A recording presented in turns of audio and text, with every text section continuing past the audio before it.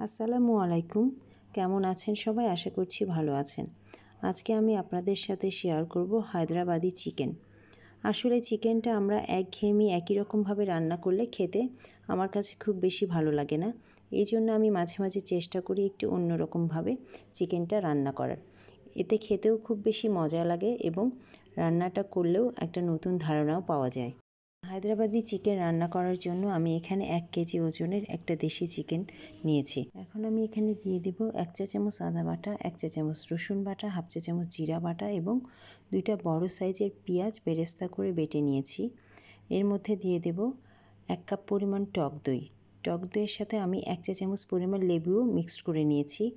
এরপর আমি দিয়ে দেব কিছুটা ধনিয়া পাতা এবং লবণ স্বাদ মতো। সব কিছু খুব ভালোভাবে মাখিয়ে নিয়ে আমি এই মাংসটা 20 থেকে 30 মিনিটের জন্য ম্যারিনেট করে রাখবো।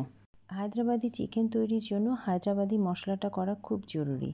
এখানে আমি হায়দ্রাবাদি মশলা করার জন্য নিয়েছি একটা স্টার অ্যানিস, শুকনো মরিচ 5-6টা, এলাচ 6-7টা, জয়ত্রী অল্প, দারুচিনি 2 ইঞ্চি, লং 5-6টা, গোলমরিচ হাফ চা চামচ, জিরা 1 চা চামচ, ধনিয়া 1 চা চামচ। চুলায় প্যান বসিয়ে এতে আমি অল্প পরিমাণে তেল দিয়ে দিয়েছি। এরপরে আমি দিয়ে দিব 2টা তেজপাতা এবং 4টা বড় সাইজের পেঁয়াজ কুচি। পেঁয়াজটা একটু নেড়ে আমি এর মধ্যে দিয়ে দেব 1 টেবিল চামচ পরিমাণ লবণ।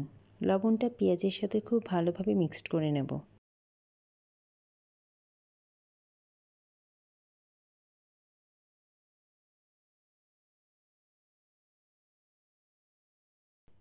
পেঁয়াজটা যখন একটু নরম হয়ে আসবে তখন আমি এর মধ্যে ম্যারিনেট করা চিকেন দিয়ে দেব। চিকেনগুলো আমি পেঁয়াজের সাথে খুব ভালোভাবে মিক্সড করে নেব।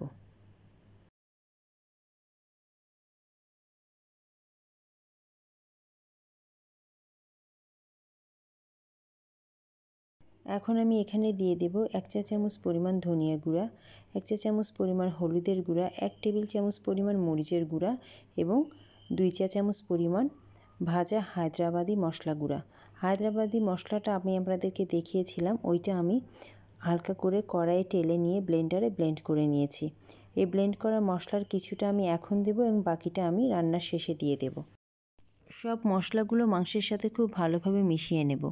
মাংসটা কিছুক্ষণ কষানোর পরে যখন পানি ছেড়ে আসবে তখন আমি মাংসটা ঢাকনা দিয়ে ঢেকে দেব। যেহেতু দেশি চিকেন সিদ্ধ হতে একটু বেশি সময় লাগবে, এই জন্য আমি ঢাকনা দিয়ে ঢেকে দেওয়ার পরে চুলার আঁচটা একটু কমিয়ে দেব। 20 মিনিট পর দেখব মাংসটা সিদ্ধ হয়েছে কিনা। আমার কাছে মনে হয়েছে মাংসটা একটু কম সিদ্ধ হয়েছে, এই জন্য আমি এখানে আবারও 1 কাপের মতো গরম পানি দিয়ে দেব এবং মাংসের সাথে গরম পানিটা খুব ভালোভাবে মিক্সড করে নিয়ে আবারও কিছুক্ষণের জন্য ঢাকনা দিয়ে ঢেকে দেব। আপনারা সবসময় এটা মনে রাখবেন, যে কোনো আমিষে কখনোই ঠান্ডা পানি দেওয়া যাবে না, তাতে মাংস বা মাছ আরও শক্ত হয়ে যায়। আপনারা এখানে গরম পানিটাই দেবেন। কিছুক্ষণ পর দেখব মাংসটা একদম সিদ্ধ হয়ে গেছে। এখন আমি এখানে আবারও যতটুকু পরিমাণ হায়দ্রাবাদি মশলা রেখেছিলাম সেই মশলাটুকু দিয়ে দেব এবং ধনিয়া পাতা কুচি উপর দিয়ে ছড়িয়ে দেব। 4-5টা কাঁচামরিচও দিয়ে দেব ফ্লেভারের জন্য। এখন চুলার আঁচটা বন্ধ করে কিছুক্ষণ ঢেকে রাখব। দেখুন তৈরি হয়ে গেল খুব মজাদার হায়দ্রাবাদি চিকেন। এই হায়দ্রাবাদি চিকেন আপনারা নান, রুটি, পরোটা এবং ভাত, পোলাও সব কিছুর সাথেই খেতে পারবেন। আমার আজকের এই রেসিপিটি যদি আপনাদের ভালো লেগে থাকে তাহলে এটা অবশ্যই আপনারা বাসায় ট্রাই করবেন এবং আমার চ্যানেলটি লাইক, শেয়ার এবং সাবস্ক্রাইব করবেন।